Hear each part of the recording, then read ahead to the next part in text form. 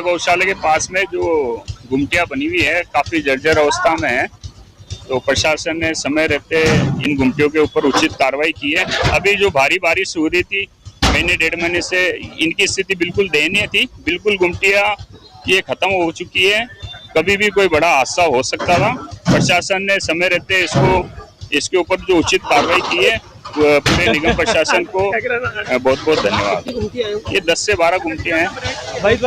नहीं, ये इसके अंदर इन गुमटियों में अनैतिक कार्य होते थे। शराबी तबके के लोग, नशेड़ी तबके के लोग इसके अंदर पता नहीं घुसे रहते थे, तो प्रशासन ने समय रहते जो कार्रवाई की है उचित कार्रवाई।